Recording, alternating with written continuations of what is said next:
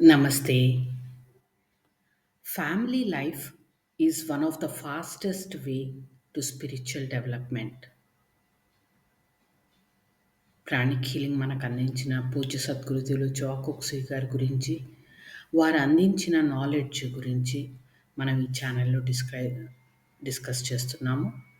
మీకు ఇంకా వీటి గురించి తెలుసుకోవాలంటే ఈ ఛానల్‌లో ఉన్న వేరే వీడియోస్ కూడా చూడండి. నా పేరు Srilatha, pranic healer and trainer. Pranic healing గురించి మీకు ఎలాంటి డౌట్స్ ఉన్నా, ఎలాంటి క్వెషన్స్ ఉన్నా మెయిల్ చేయండి, మెసేజ్ పెట్టండి. We will reach out to you. Thank you. Coming to family life. మనం స్పిరిచువల్‌గా సాధన చేయాలి అంటే అన్నీ వదిలేసుకుని ఎక్కడో ముక్కు మూసుకొని తపస్సు చేసుకుంటే కుదరదు. ఫ్యామిలీ లైఫ్‌లో గృహస్థు జీవితం మనల్ని చాలా తొందరగా స్పిరిచువల్ పాత్‌లోకి తీసుకెళ్తుంది. అంటే ఫ్యామిలీ లైఫ్‌లో డెఫినెట్‌గా మనకి రిలేషన్‌షిప్స్ ఉంటాయి కాబట్టి రిలేషన్‌షిప్ ఫ్రిక్షన్ ఉంటుంది.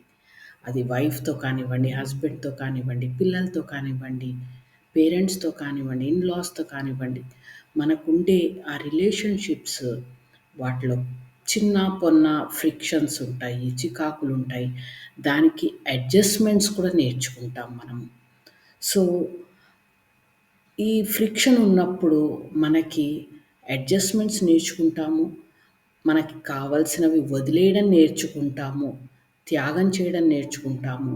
షేరింగ్ నేర్చుకుంటాము. మన దగ్గరున్నది అందరితో షేర్ చేసుకోవడం నేర్చుకుంటాము.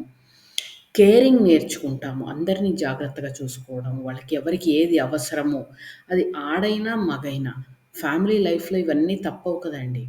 సో, ఫ్యామిలీ లైఫ్‌లో మనకి ఈ వర్చ్యూస్, మంచి గుణాలనేవి ఆటోమేటిక్‌గా మనం డెవలప్ చేసుకుంటాం. అది మనం తెలిసి చేసినా, తెలియక చేసినా, ఒక కుటుంబంలో ఉంటే గృహస్థుగా ఉన్నప్పుడు ఇలాంటి మంచి గుణాలన్నీ ఆటోమేటిక్‌గా వచ్చేస్తాయి. అది ఎంత సెల్ఫిష్ అనుకున్నా, తన వాళ్ళ కోసమే చేసినా సరే, ఆ క్వాలిటీస్ మాత్రం డెఫినెట్‌గా పెరుగుతాయి. అందుకని ఆహ్, స్పిరిచువల్‌గా ఫాస్ట్‌గా మనం గ్రో అవ్వాలి అంటే family life is the best thing. అన్నీ వదిలేసుకుని ఎక్కడో మనుషులకి దూరంగా ఉండి తపస్సు చేయడం, లేపోతే మనం ఏదో మెడిటేషన్ చేస్తాం, పెళ్లి చేసుకోకుండా కూర్చొని, అప్పుడు మనం స్పిరిచువల్‌గా ప్రోగ్రెస్ అవుతాము అనుకోవడం అందరికీ కరెక్ట్ కాదు. చాలా కొద్ది మంది చేయగలుగుతారు. ఎందుకంటే మనలో ఉండే కోరికలు అవన్నీ అణిచేసుకుని దాన్ని ఎట్లా ఔట్‌కమ్ అది కోరికలంటే కోపం కావచ్చు, ఫుడ్ మీద ఇష్టం కావచ్చు, రకరకాల విషెస్, రకరకాల ఎమోషన్స్, యాంగర్, ఇరిటేషన్ అవన్నీ కూడా మనకు ఫ్యామిలీ లైఫ్‌లో మనకు తెలియకుండానే చిన్న చిన్న ఔట్‌బర్స్ట్‌గా వచ్చేస్తూ ఉంటాయి. రిలీజ్ అయిపోతాయి ఆ ఎమోషన్స్. మనలో పెంటప్ ఎమోషన్స్ తగ్గిపోతూ ఉంటాయి. అది వైఫ్ మీద కానివ్వండి, పిల్లల మీద కానివ్వండి, హస్బెండ్ మీద కానివ్వండి, అరిచేస్తాము, లేకపోతే మనం బాధపడతాము, కన్నీళ్లు పెట్టుకుంటాము. సో, ఆ సప్రెస్డ్ ఎమోషన్స్ అన్నీ రిలీజ్ అయిపోతాయి.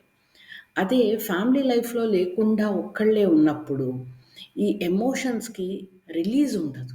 ఆ రిలీజ్ ఎలా చేసుకోవాలో తెలియకపోతే ఇబ్బందులు ఎదురవుతాయి. సో, మనం అయ్యో! సంసారంలో ఉండిపోయాము, మనమేమీ ఎదగట్లేదు అని మాత్రం ఎప్పుడూ అనుకోవద్దు. సంసారంలో ఉన్నప్పుడే మనకి స్పిరిచువల్ ప్రోగ్రెస్ కూడా వస్తుంది. ఎంత సంతోషంగా ఉన్నా, ఎన్ని కష్టాలు పడుతున్నా, ఎలా ఉన్నా సరే సంసారం అనేది మనల్ని పైకి తేల్చడానికే హెల్ప్ చేస్తుంది. మీకిది అర్థమైంది అనుకుంటాను. Thank you.